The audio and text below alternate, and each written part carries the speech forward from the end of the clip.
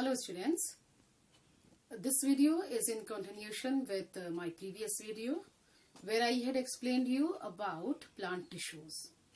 Today I will be explaining you about animal tissues. Now in animals there are four types of tissues. These are epithelial tissue, connective tissue, muscle tissue and nervous tissue. So four types of animal tissues are there. You just understand by flow chart, then I will be telling you about each type of tissue in detail. Epithelial tissue,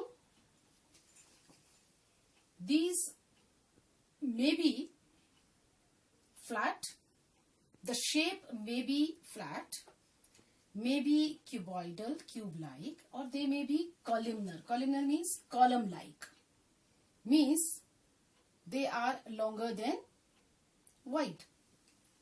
So according to shape, these epithelial tissues are of several types. This I will be telling you afterward. Second, connective tissue, as the name suggests, this tissue connects various parts of the body. This connective tissue is of three types: proper connective tissue, supportive connective tissue and fluid connective tissue. Proper connective tissue is of three types again: areolar connective tissue, adipose connective tissue and fibrous connective tissue. Supportive connective tissue is of two types: cartilage and bone.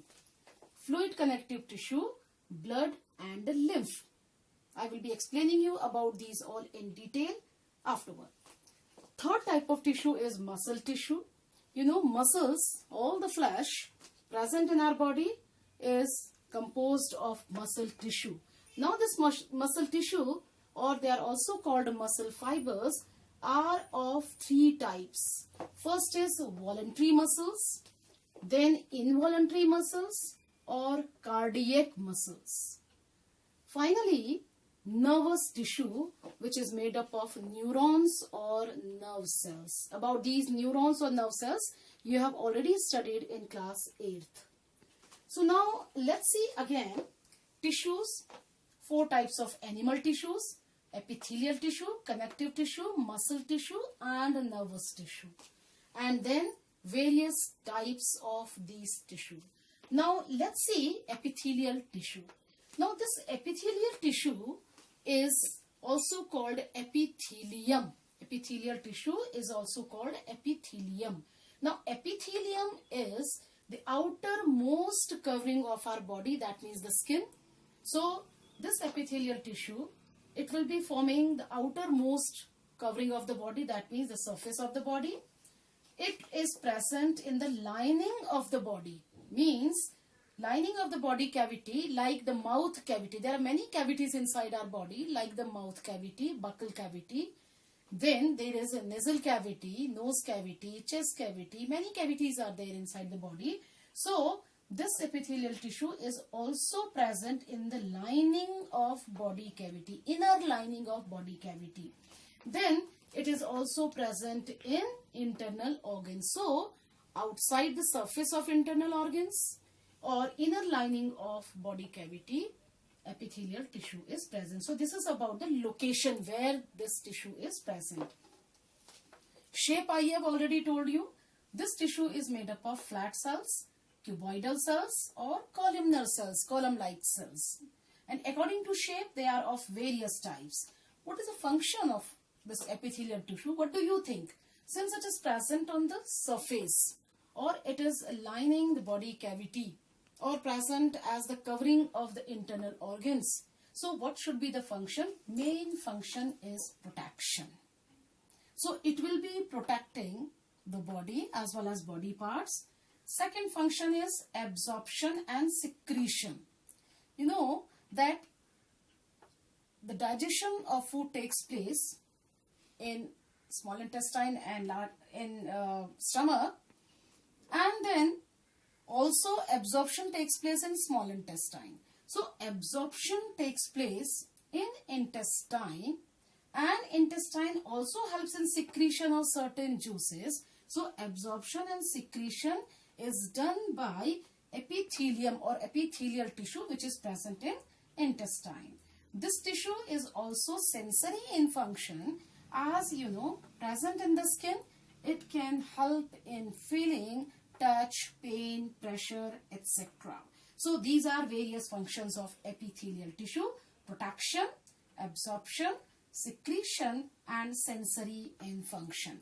So again, see, epithelial tissue present on the surface of the body as skin, present lining of the body cavity, and present as the covering of surface of internal organs. Shape, flat, cuboidal or columnar, and functions are protection, absorption, secretion, and sensory function.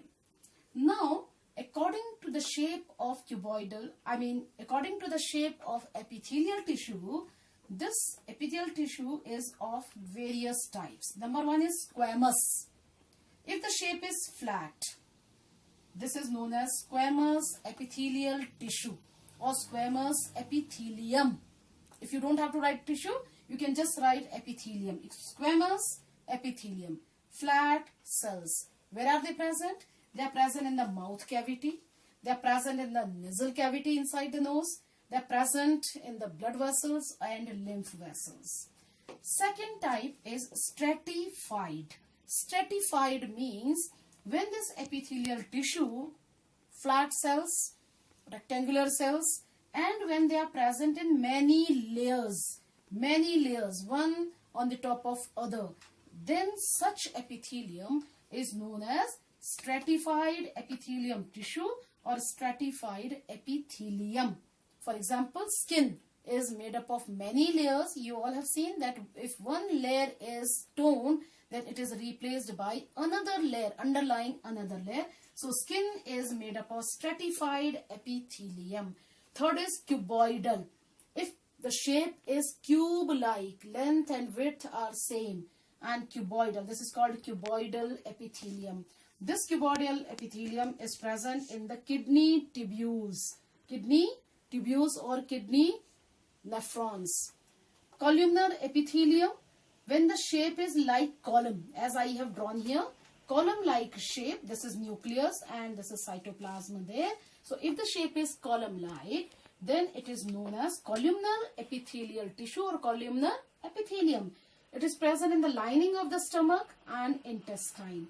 Now this columnar may be of two types. It may be ciliated or it may be glandular. Now see, it is columnar, shape is column-like if they have cilia present. Now what are cilia? Hair-like projections on the cells. So this is known as ciliated columnar epithelial tissue. Ciliated columnar epithelium. Where is it present? It is present in the lining of trachea. The cilia are present in the lining of trachea, windpipe, where these cilia, they will continuously lash or they will keep on moving so that in case any particle has been stuck there, it may be moved by these cilia and trachea or windpipe may be clear. Now this columnar may also be glandular epithelium in case these columnar epithelial tissue or cells, they present glands in them. Glands means secreting something. They will be secreting in function. So columnar epithelium may be glandular if glands are present, like in the stomach, and they may be ciliated if cilia are present. So this is ciliated columnar epithelial tissue. Coming to second tissue, that is connective tissue. Now connective is of three types, as I told you. First I will explain you about proper connective tissue. These are of three types: areolar, adipose and fibrous. First see areolar. Areolar is present just below the skin. You can see this skin can be, elastic. Okay, so the tissue which is present or the cells which are present just below the skin is known as areolar connective tissue. Second is adipose. Adipose means fat cells or fat tissue. Wherever fat is present in our body, it is present around just below the skin, as well as this fat is present around internal organs like kidneys. So this is known as adipose tissue made up of adipose cells. Third is fibrous.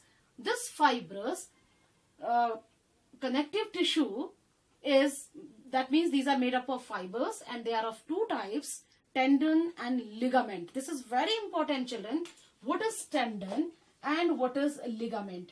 Tendon will be connecting because they both are connective tissue. All are connective tissue which I am explaining you, proper, supportive or fluid. So tendon will connect muscle with bone. You all know this is, suppose this is bone and muscle is attached on it. It is joined with bone. This is bone.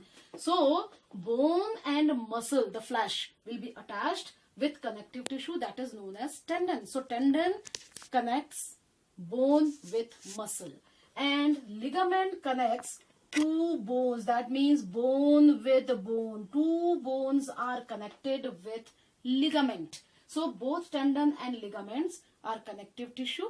One will be connecting bone with muscle and the other will be, ligament will be connecting bone with bone. Finally, fluid connective tissue, blood and lymph. You have already learnt about blood. Blood is fluid connective tissue which is composed of the liquid part, that is plasma, and three types of cells, red blood cells, white blood cells and blood platelets floating in it or embedded in it. Lymph, it is straw colored or pale yellow in color because RBCs are absent in lymph, and lymph contains only WBCs and it also contains lymphocyte, that means a type of WBC, that means plasma and WBC. So this is all about two types of animal tissues. In my next video I will be explaining you about two more animal tissue. These are muscle tissue and nervous tissue. Thank you.